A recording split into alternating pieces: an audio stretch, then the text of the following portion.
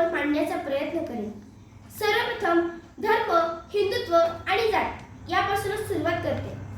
धर्म एकच, हिंदू धर्म, बाकी सर्व या धर्मसंस्था आहेत. सावरकरांच्या मते हिंदू धर्म हा एक फक्त धर्म नाही, तर ती एक जीवनशैली आहे आणि ही जीवनशैली मला फार आवडते, याचा मला गर्व आहे. इथे कसे माहितीये, इथे ना सक्ती नाहीये. 5 वेळा नमाज पढा म्हणजे तुम्ही कट्टर किंवा मेणबत्त्या घेऊन चला असलं काही नाही. संपूर्ण मनुष्य जातीला सामावून घेण्याची ताकद ठेवणारा धर्म म्हणजे हिंदू धर्म.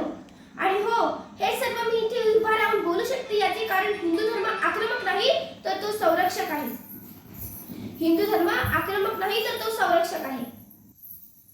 सावरकर म्हणतात, उद्या ब्रिटिशांना त्यांच्या हक्कासाठी लढायची वेळ आली तर हा सावरकर त्यांच्या बरोबर लढेल आणि तेव्हा हे हिंदुत्व आदर्शवादी ठरेल पण आज हे काही अतिहुशार माणसांना समजून घ्यायचं नाहीये. फक्त आपल्याला हवा तोच आणि हवा तसंच अर्थ काढत बोंबलत फिरायचे. जातीबद्दल सावरकर लिहितात, ब्राह्मणवाद चांग जरी तो झाला, कोणतेही रूप वा रंग तरी तो न्याला, तो महार अथवा माग जरी सकलाला, तरी आम्ही हिंदू जातीत तिला बंधू. मानव धर्म हा माझा धर्म आहे आणि हे मला सांगायला आवडेल असं म्हणणाऱ्या सावरकरांना आज काही अशिक्षित लोक एका जातीच्या चौकटीत अडकवण्याचा प्रयत्न करीत आहेत. हे आपलं दुर्दैवच. सावरकरांनी नेहरूंना काही सूचना केल्या होत्या, त्यातील एका सूचनेसंदर्भात आज मी बोलते. ती सूचना म्हणजे शिक्षण संस्थेसंदर्भातील सूचना. सावरकरांनी नेहरूंना सांगितले होते, ही ब्रिटिशांनी रुजू केलेली शिक्षण प्रथा आहे, ती बंद करा. ती बदलली गेली नाही म्हणून आज आम्ही शाळेत काय शिकतोय, तर फ्रान्सची राज्यक्रांती किंवा जर्मनी आणि फ्रान्सचं युद्ध. का? भारतात राहतो ना आपण, की युरोपात राहतो?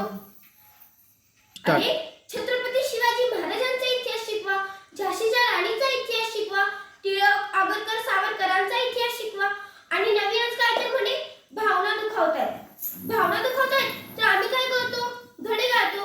अरे, का धडे गातो? शिकवा, समजवा.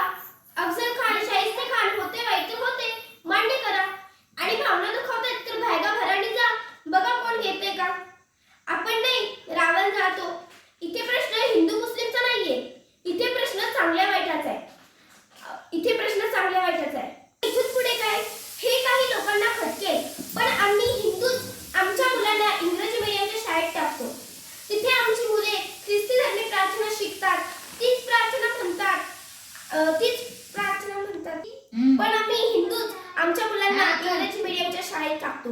तिथे आमची मुले ख्रिस्ती धर्मी प्रार्थना शिकतात, तीच प्रार्थना म्हणतात. 79 म्हणजे 7/9 हे सांगावं लागतंय. मी मराठी मीडियमच्या शाळेतच शिकते. मला 79 म्हणजे 79 हे कळतं, मग त्यांना का कळत नाही? आणि याला कारण आपणच आहोत. मराठी भाषेने माय मराठी आमची, प्राणप्रिय असणारी मराठी असे सर्वांचे स्टेटस असतील. ते पहा, किती माणसं, 2 माणसं एकमेकाशी मराठी भाषेत संवाद करतात. काल मी कोथरूडवरून येत असताना माझ्या शेजारी बसमध्ये एक बाई बसल्या होत्या. त्या माझ्याशी बोलत होत्या, तेही इंग्रजीमध्ये. मी त्यांना नाव विचारलं तर गायकवाड म्हणाल्या.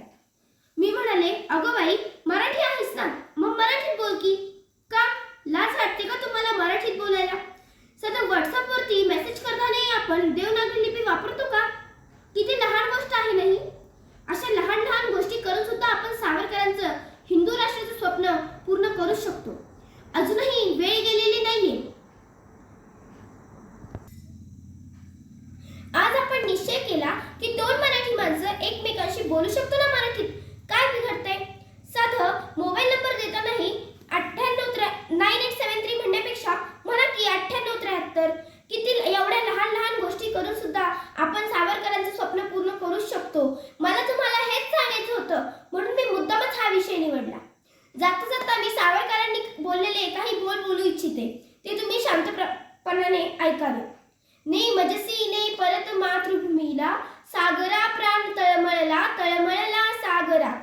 वेळेचं भान राखते आणि मी इथेच थांबते.